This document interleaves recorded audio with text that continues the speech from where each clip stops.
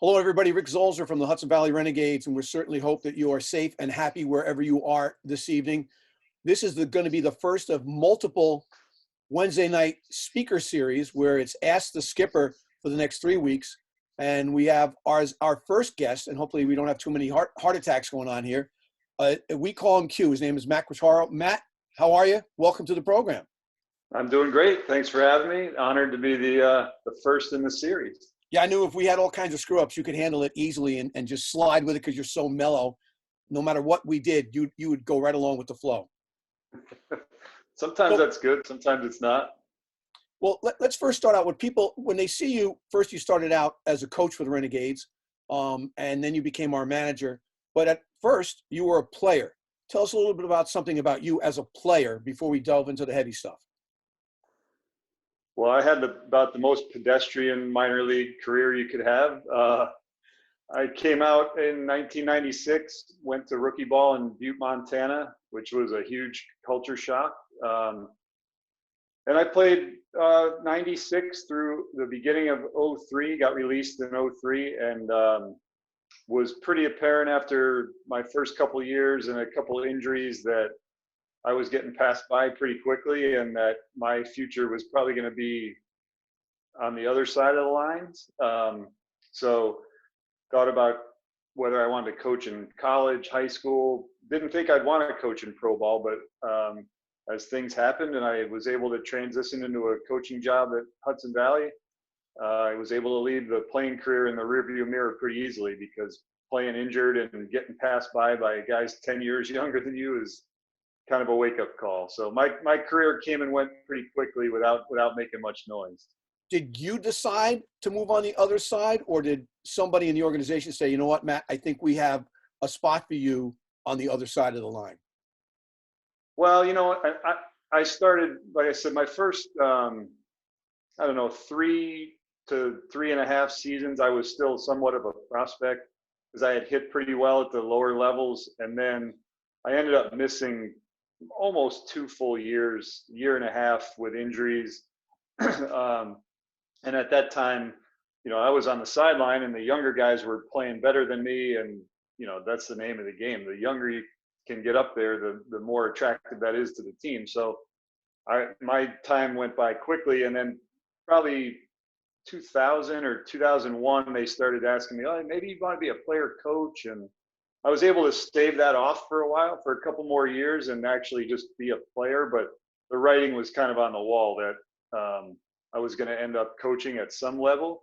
And then actually how I ended up getting a job was I was supposed to go play in Italy in 2004. And Mitch Lukovic, who most people on here probably know or have met at the ballpark, was the farm director. They needed some help in spring training as a catching coach. So I went down there in 04 and helped out. And then a couple weeks into extended spring training, after the Italy thing fell through, the guy that was supposed to be coming to Hudson Valley as the hitting coach resigned. So I just kind of fell into that job and have never looked back. Right place, right time. Yeah. Plus there's probably not a better guy in all of baseball than Mitch. No. Mitch was there from day one when I signed, 1996. And, you know, he's more or less like a father figure to a lot of us who have played in the organization and now continue to coach in the organization. So, yeah, you can learn a lot from him. Yeah, he loves telling the story how our own Joe Asanio, who's worked for the Renegades since 99, how he got to actually call Joe and say, you're going to the big leagues when he was with the Yankees. That's a cool thing. Yeah, so Mitch lives for those moments and a great guy. Yeah. So now you end up, you're coaching for us. And that transitions into you being our manager.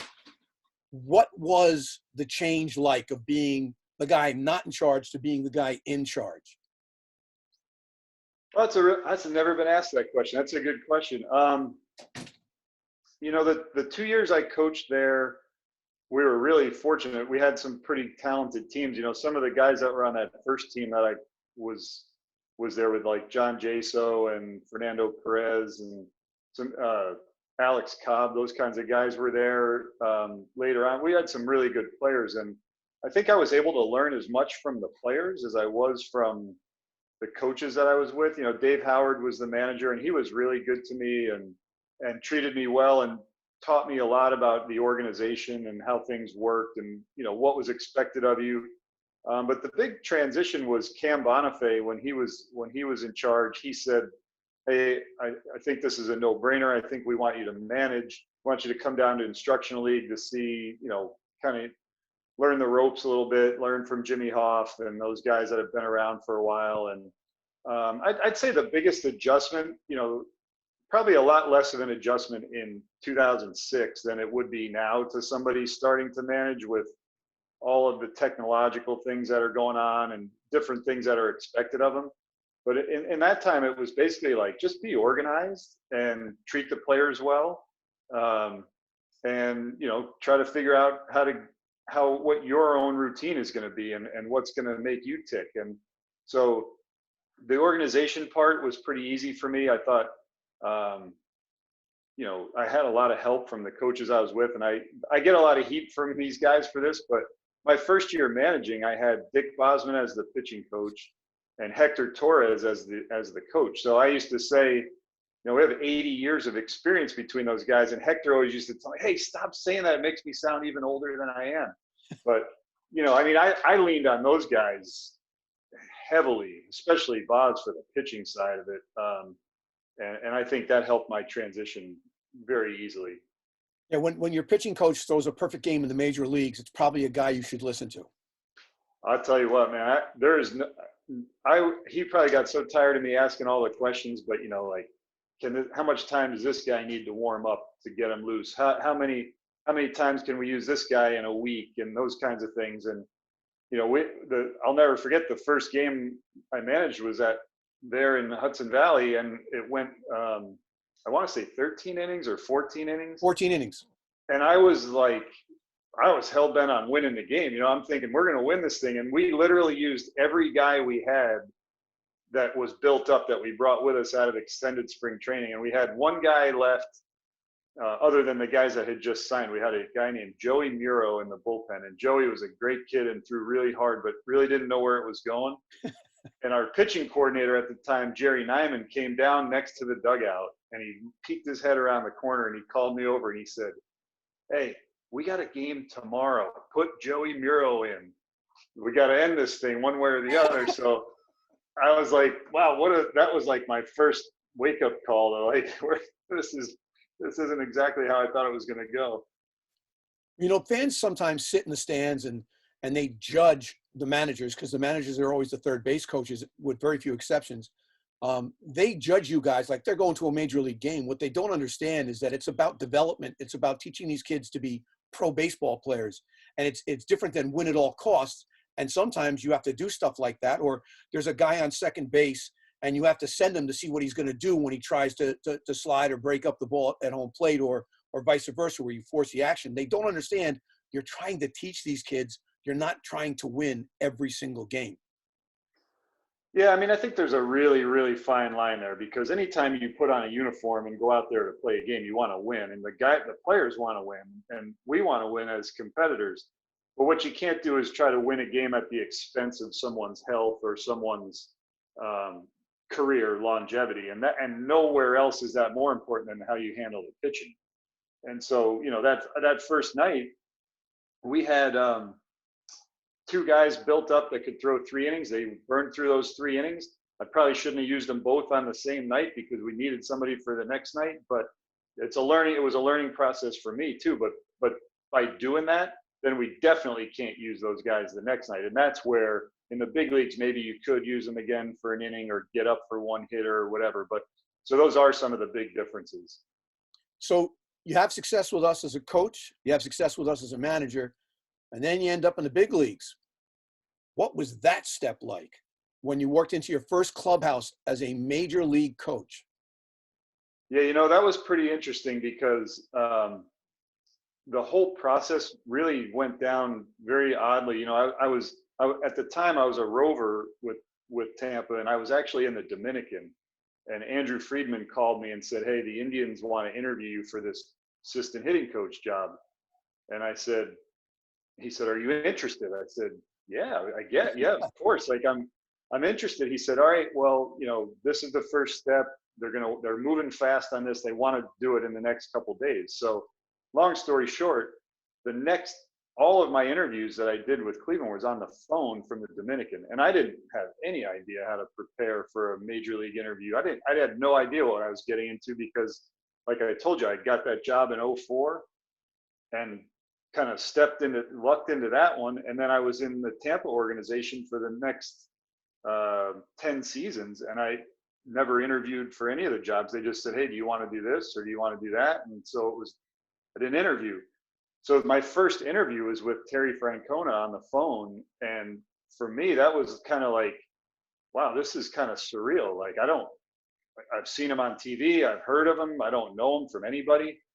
And I'm nervous as anything. Him and now Derek Falvey, who's the president for the Twins, they were my first interview. And it was like that scene in Old School where Will Ferrell blacks out when he's debating James Carville. Like, I got done with that interview and I was like, what did I just say? But what just happened? And so I went through that and a couple other rounds with the GM and the analytics department and all that stuff. And I flew home Friday morning from the Dominican. And when I landed in Atlanta, my phone started blowing up and it was the Indians people. And, do we want to offer you the job? And I said, hold it. I haven't even been home. I haven't talked to my wife, talked to my family. And the surprising thing for me was that it was a much harder decision to leave than I thought it was going to be, even though it was going to the big leagues, because I had developed so many relationships and such a close bond with the organization in Tampa, and feel like it's a family and a ton of security there for my family. But at the end of the day, I just rationalized with myself that, if I don't take this chance, even though it might not end up to be what I hope it could be, then I'll never know if I get that opportunity again. And that's really what it came down to. And once I got there, it was, they were so welcoming, and getting into it in that role as an assistant hitting coach was perfect for me, because I had never been, other than just visiting the big leagues at Tropicana Field, like I had never been on a big league road trip or been on a flight with a big league team or any of that kind of stuff. So every single thing I was going through was brand new. And so to be able to ease into it in the role I was in was huge. So once again, you're a rookie. Yeah, for the big time rookie, because when I went to rookie ball as a player, I was like I was out of college and, playing every day. That part wasn't that tough, but going to the big leagues for the first time, I have a lot of, I can understand how guys can be so nervous as players when they go up at such a young age. I mean, I don't even remember, that was 7 years ago. So that was, I was 38 years old, 39 years old. And so I was still nervous, and if you're 18, 19, 20, and you have to perform on the field every night, that was an eye opener for me. So you get there, you walk into the clubhouse and into the coach's office, and I assume your locker's there with your name and a brand new uniform. Did you sit down on the stool and go, holy crap, how did I get here? You know what? It kind of hit me more. I actually went to Cleveland in mid-January for their Fan Fest type thing, and we flew out there. My wife and I flew out there because we had to find a place to live. And it kind of, what's funny is I think I was going to be really nervous, and then we got there, and it was typical Northeast weather. It was a literal blizzard. It was like 6 below, 2 feet of snow. We're driving everywhere looking for houses. So like the baseball part of it, when I went in the locker room, was like the least nerve-wracking part. It was like, man, if we didn't have a GPS, you were looking for street signs, we'd never know where we were looking for houses. So I think that kind of like, in a way, diffused some of my nerves. And then when I got to spring training, it was like hit the ground running, and it just felt like baseball. So you're with Cleveland, and then you get the opportunity to come back home and be with the Rays. What was that transition, and what were your feelings putting on the Rays major league uniform and being in the major leagues with the team that essentially gave you birth? It's funny because Tito's a big prankster, big jokester, and when we would come back and play the Rays, he would always say something like, "Oh, are they going to give you a parade and all this stuff?" And I said, "Literally, Tito, no one here even knows me. If we were going to the spring training complex, then maybe there'd be a little fanfare. No, nobody's going to know who I am here. Like I've never been in the big leagues with these guys, you know." So um, the ability to come back was great because I had been 4 years there as the assistant hitting coach, and that job is um, it's physically taxing, and it's also you get a lot of time to build relationships with the players, but you also don't see the light of day very much. You're in the cage all the time. You sneak down to the dugout when you can. Some ballparks are different than others, but in Cleveland, like we had 4 cages. Guys were up there constantly during the game. So um, Cleveland did a great job of exposing me to a lot of things and helping me grow. But the opportunity to come back with Cashy here in Tampa and be exposed to not only coaching third, but working with the catchers and just getting more of a full view of baseball again, rather than just being on the offensive side, was a huge thing for me.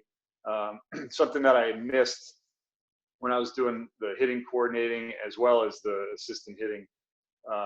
So it had been 9 years of being on just the offensive side of the ball. So it was fun for me to get more involved in the whole picture. And then after 1 year of coaching third and going to be the bench coach, then I really started to get exposed to a lot of things, behind the scenes, more of the roster management and some of that kind of stuff, which is really interesting. So you're constantly learning is the bottom line. But here's for me. You got a 7:00 first pitch. What time do you get to the yard? That just depends. Like sometime between 12 and 1 usually. Some of that is my own time to prepare for what we're doing that night or the next series. Some of it might be for working out. Some of it might just be for lunch or whatever. But the day starts to fill up quickly. It's no different than the schedule in the minor leagues, really. I mean, you're there, you have early hitting or something going on the field probably around 3. So, that time between 12 and 1 to 3:00 goes by quickly when you have a lot of prep work to do. So as a catcher, that means you can throw strikes and throw good BP. Do you do that at the big league level? What's funny is I was a horrible BP thrower until about 4 years ago. I was terrible. When I was coaching in Hudson Valley, some of those players, they wore it, man. I'd run it in on their knuckles or I'd spike it at their shoes. I was terrible. And then I had to throw so much in the cage in Cleveland that I finally figured it out probably 3 or 4 years ago. And so most of the time, I throw group 3. We're very fortunate on our staff now. We have a ton of guys that throw good BP. So sometimes I throw, sometimes I don't. But last year I ended up throwing a lot of group 3. All right, before we have a bunch of questions from people who are, every time you hear that ding, it's someone's texting me a question. But I just want to do a couple of things about being with Hudson Valley first. One, let's talk about Josh Hamilton. Didn't you got Josh when he came back, correct? Yeah, that was 2006. Yeah. So in 2006, because you are the guy you are, and they trusted this unbelievable prospect with you to come back. Tell everybody a little bit about Josh, and even though if you're a fan, his work ethic. The guy did his job constantly. What was it like having the natural under your control? Well, that was a really interesting set of circumstances for me because I had played with him in 2001 in Double-A. So he was one of those guys that I was referring to earlier, as I was 26 or 27 and he was 18 and flying by me, and I couldn't even do anything that he could do. But we played together that year. And then in 2002, when I was in Durham, he was rehabbing and he was with us in Durham. So I had the benefit of being around him for a couple seasons and getting to know him, and he trusted me and I trusted him. So when he came back to extended spring before we came up to Hudson Valley, we had some time to talk and, kind of get on the same page before things got rolling. But, when he came back, it was so heartwarming. And, I was just so happy that he had been able to get himself back in a place. He had his wife and kids with him, and his advisors and stuff. He had put his life back on a better path at the time, and it was just I was really happy to see that for him personally, and then to see the way the players reacted to him was what was most amazing, because a kid we had in extended spring was a center fielder, left-handed hitter, physically much smaller than Josh, and thought that he was, the next greatest center fielder. And then Josh comes back, and the look on this kid's face, and the what he would say to the coaches after that was like, I better start looking for a job because I can't do anything that this guy can do. And it was like he has that ability to do that to people at any level of the game because his physical tools are just amazing.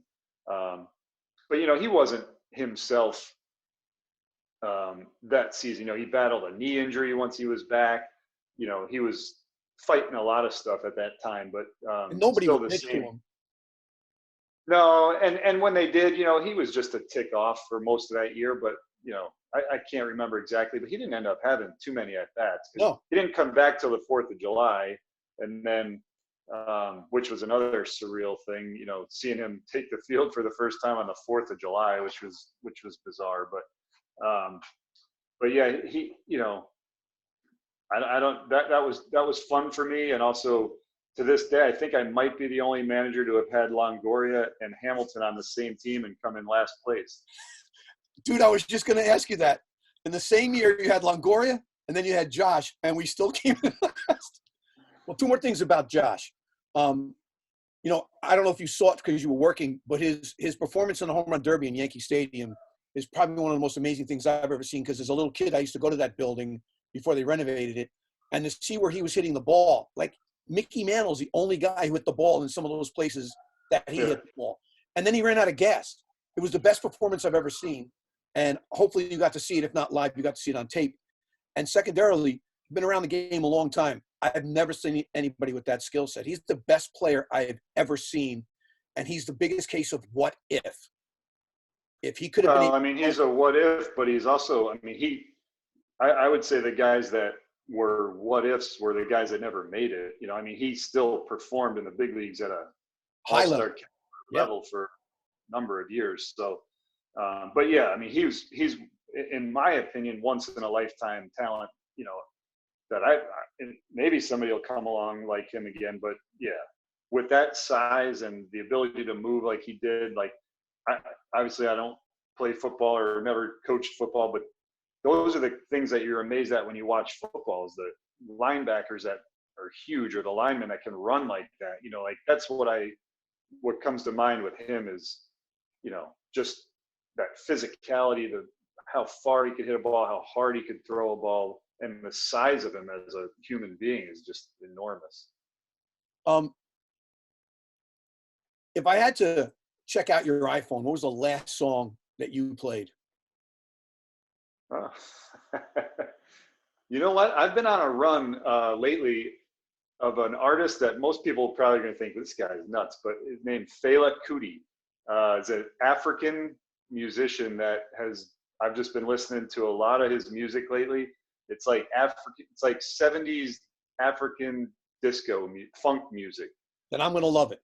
So I've really been listening to a lot of that lately. I put on Pandora, and I got to that through this band called the Budos Band that Tyler Glasnow turned me on to last year, and so I've been stuck on that for a while.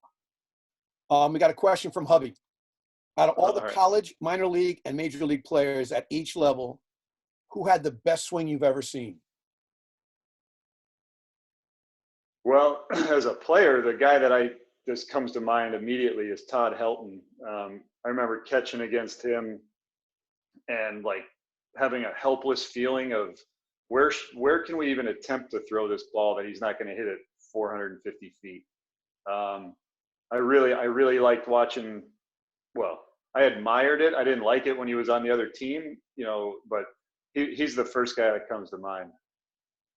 Has there been any case, whether it's Cleveland, Tampa, whatever it is, in your travels in the big leagues, is there ever a case of being somewhat starstruck on anybody, or is that the kind of thing you can't admit? No, what's funny is somebody asked me that the other day. I was doing a call with a college class down here at Eckerd College, and they asked me that. And to be honest, I think the call with Tito was like the most starstruck I've ever been. I remember really thinking my first year, like, well, this is cool. I'm going to get to watch Miguel Cabrera hit from the dugout instead of watching him on TV. But I wasn't awed by him, like, to talk to him or anything if around the batting cage. I would say other than that call with Tito, um, I've been very fortunate to be in some places for some like induction ceremonies, and Cleveland had some really cool things that I got to see when they put a Frank Robinson statue up. Um, Hank Aaron was there, and we were sitting, 20 feet from those guys while this was going on. And I remember thinking about just what have these guys gone through in their lives, and I didn't go up and speak to them, but just sitting that close to them at something that and a ceremony like that was probably the most amazing thing I've seen. I was there when they did a Jim Tomei statue, and but he's coming in our locker room and talking to us just like a regular guy, So I would say that phone call with Tito, that initial one, and then being at that ceremony with Hank Aaron and Frank Robinson was probably the second most, or those two things are the most I can think of.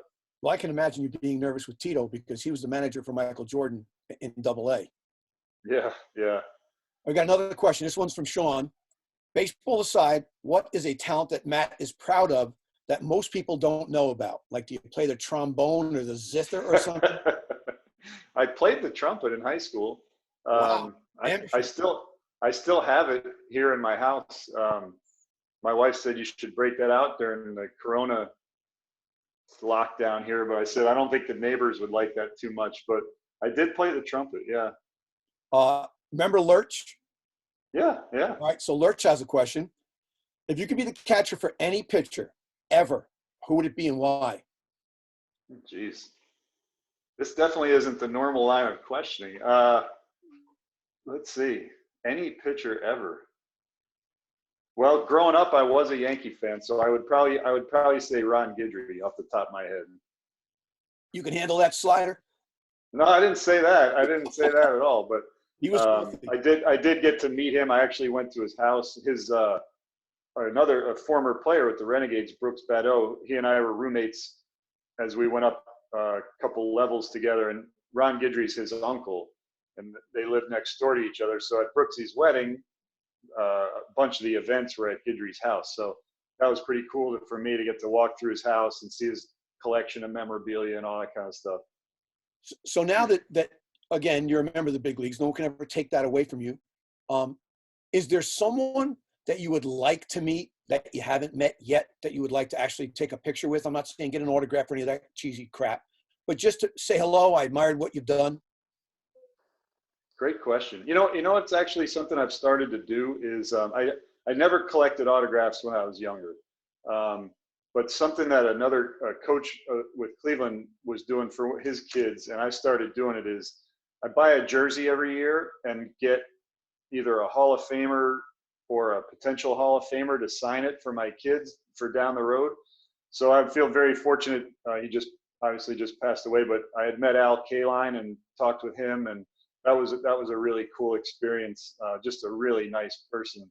But as far as somebody that I really want to meet, I guess, right up your alley, I guess it would be pretty cool to talk to Sandy Koufax if that ever came to be. I did try my first year in the big leagues. We went to play the Dodgers, and Jason Giambi was on the team.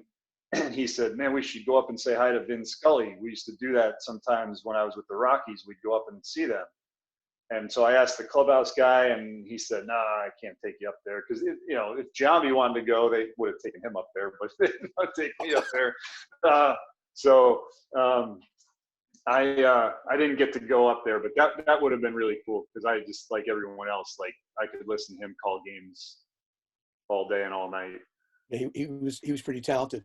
What kind of stuff do you do around the house with the quarantine to have fun with the family?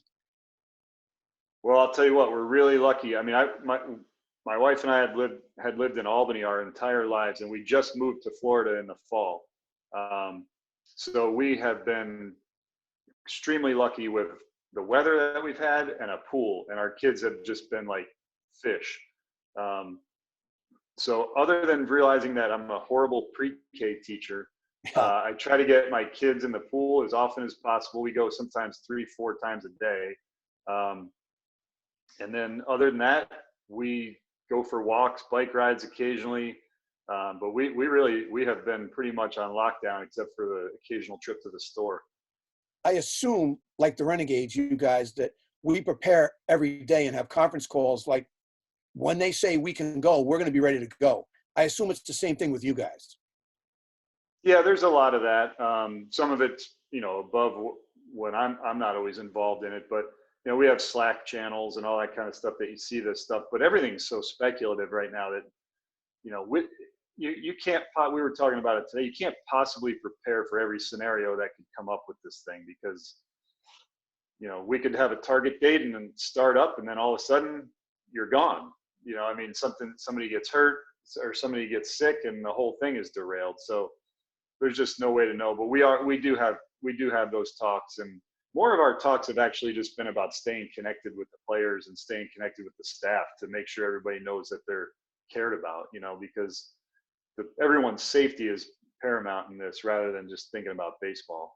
Do you keep track with the players on a regular basis?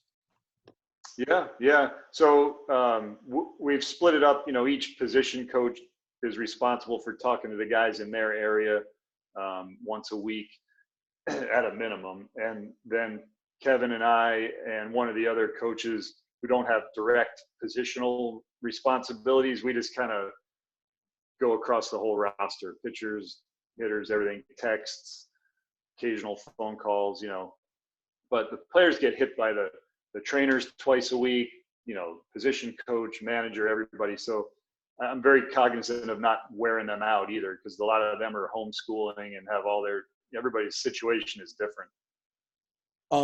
I assume, and I am assuming, that out of all the proposals that Major League Baseball has been talking about, that the one that would have the 3 10-team divisions, whatever you want to call them, where you guys could play all your games in your building, has to be an attractive one to you.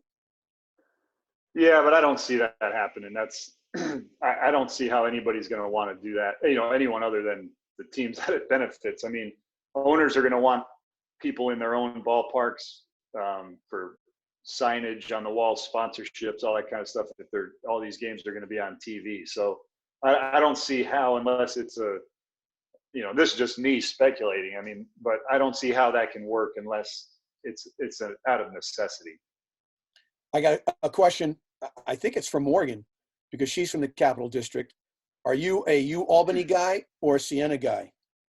I'm sure she's talking about the basketball rivalry. I mean, I've been a Siena fan for a long time when it came to basketball. I mean, when I was in high school and stuff, that's when they were really good and going to the NIT and the NCAA's.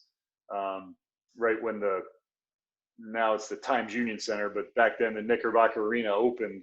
Oh, yeah. So that's when that whole thing really got going. But I did coach for a couple of years at UAlbany, so my allegiances are a little bit divided when they play those games. So it's like me and the Yankees and the Dodgers. I root for the Dodgers. I root for the Yankees unless they're playing the Dodgers, and I'm a Dodger fan.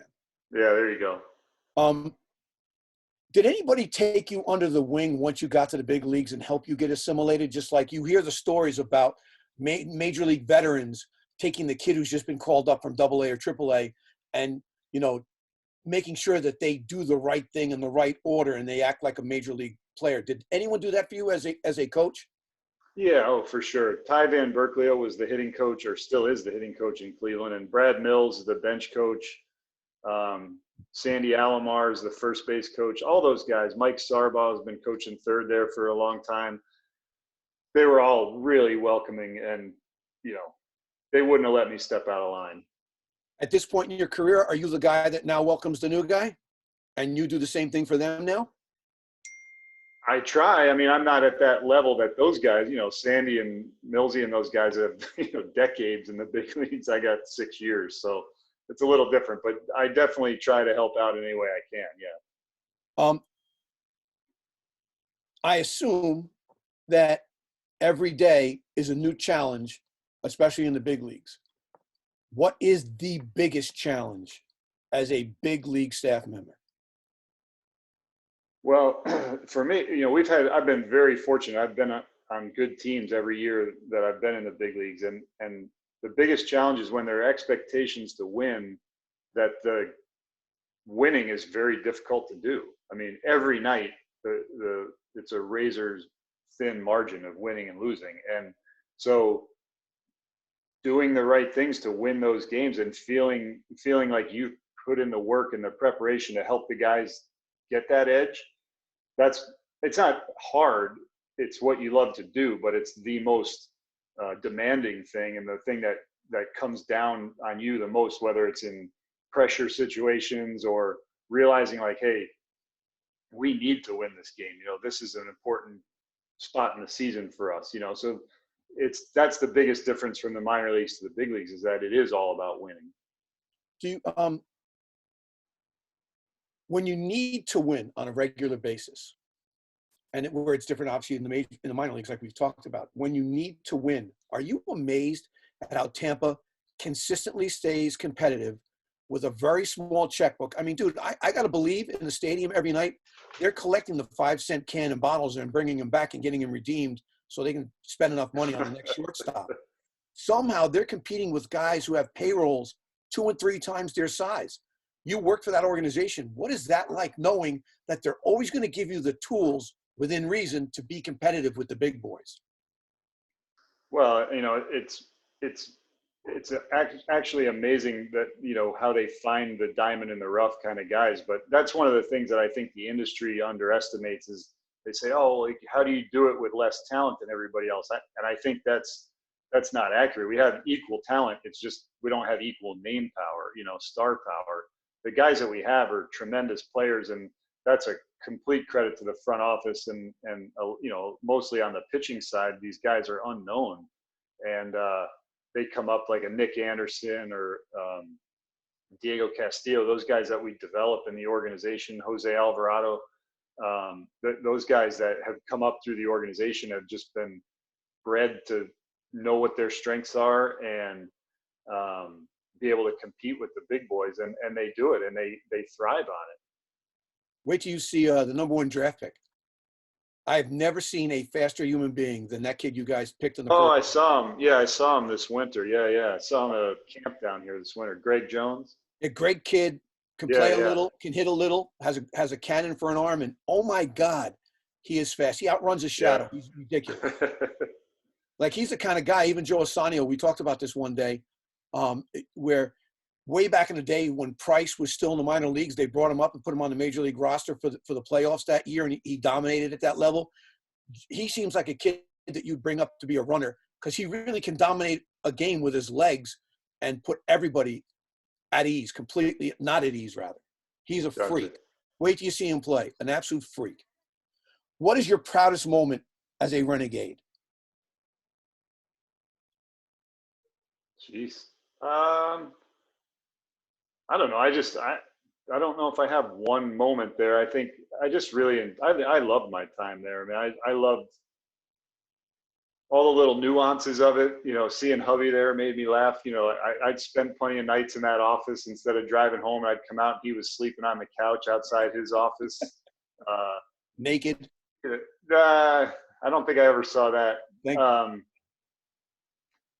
Just the people, I mean, seeing Kristen on there, that's awesome. The relationships that I built there were phenomenal. And I just enjoyed it. I mean, the atmosphere there was great every night. Obviously being as close to home as I was a great thing. And I think it's it's a special place. All right. So I do these things in this local market with all these huge athletes. And I always ask them, one of the last questions I ask them, whether they're a hockey player like Mike Richter or a football player like Lawrence Taylor or Paul O'Neill or Bernie Williams, I get to interview all these guys. So I want you to know you're in that same category now. I always ask them the same thing. I'm going to go position by position, and hopefully somebody on our staff will write this down. I want you to pick the best player that played for you, even if they didn't make it to the major leagues, whatever the case may be. We're going to go position by position, and you're going to give me the best player. So I'm going to give you a second to digest that. We'll start behind the dish, and I'll go around the infield. We'll go to the outfield, a DH, starting righty, starting lefter. We didn't really have closers, but if the guy who you think was a good bullpen guy. That's right. In So Hudson, in my time in Hudson Valley? yes, whether you were the hitting coach or you were the manager, or I'll even let you go the rover. Listen, I know you got it easy with third base, and I know you got it easy in the outfield. So you got two guys in the major leagues. But who was the best catcher in your time, as quote with the Renegades? Even though as a rover you were at the Rays, but we still counted you as a Renegade. Well, I think John Jaso. He was probably the guy. You know, ended up having the best career. He hit well too when he was there, and he had a lot of work to do on his catching. But yeah, I would go with him.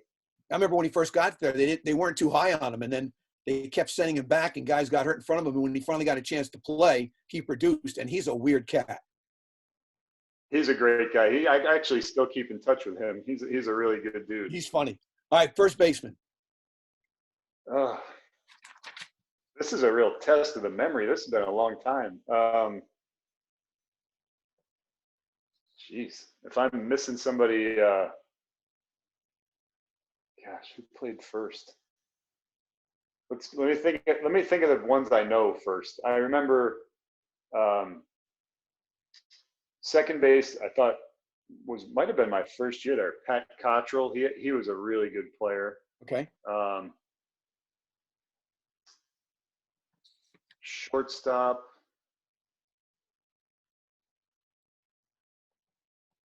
We have, jeez, Zolzer, you're challenging me on this one, man. My brain is. I should have warned you. I'm sorry. Spinning on this one. Hubby is for catcher. Hubby is screaming Matt Spring, and I almost fell off my chair. There you go. Best shortstop that was there. I'm just drawing a blank on who played shortstop. Let's take the obvious ones. I assume third base is Longo. Yeah, we had him for 8 days. He was pretty good. Yeah. You remember when he hit those 2 home runs his last game there, and Bill Murray comes into the dugout? Yeah. And Longo thought that's what it's going to be like every night in the minor leagues. You know, that first team, that 2004. Oh, you know who? Okay. I don't know if he played first or not. Stephen Vogt's on there somewhere. He played first and he caught. Yeah, he's on there.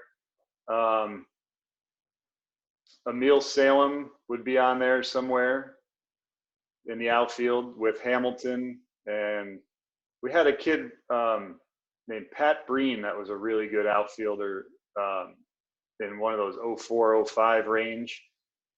Fernando Perez, he's another guy.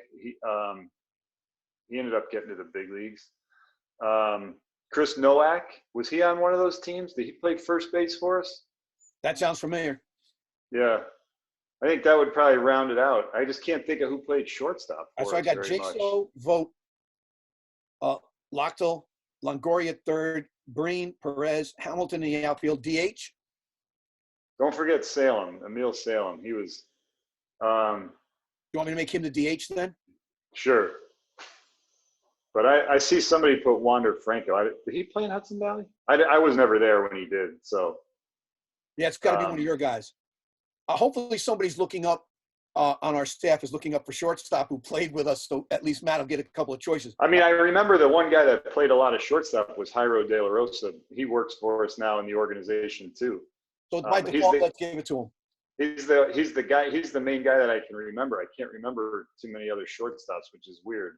Great guy. Awesome guy, yeah. So we'll give it to him by default. So right-handed pitcher. The best pitchers we had. Ready first. Well, that would be a tough one between Covey and Hellickson, one of those two guys. You know what? They both have some good pedigree, so let's go with them both. Oh, shoot. We had Wade Davis, too. And Jake McGee would probably be the lefty. All right. Bullpen? Anybody? Well, that's probably why we came in last that year. They threw gas on the fire? Ozzie Timmons, when he was coaching with me, he would say, usually when you call the bullpen, guys run to the phone. And when you call down there with this team, guys run away from it. You know who was great for us, and rest his soul, is Eric Walker. Oh, man. Yeah, I remember Eric. He was great. Now let me check the the phone for people who did a couple questions, and we'll wrap it up after that because we've gone a little longer than I promised. Okay. Yeah, I can hear my kids screaming. Yeah, I don't want there to be an insurrection at the house. All right, last question. We appreciate all the stuff you've done for us. When you were our manager, you understood all the crazy crap that we had to do to entertain our fans. You were always very patient with us when we ran long and our fun team was learning those first couple of games every year. And you would actually tell me, Zolz, I was in XYZ Stadium and this game was pretty good. You might want to try to recreate it. And we did whenever you made those suggestions. But I view your career as being successful based on from player to being in the right spot at the right time, becoming the whole journey that we've just gone over. Where do you see yourself in 5 years? And what's the ultimate goal for Q?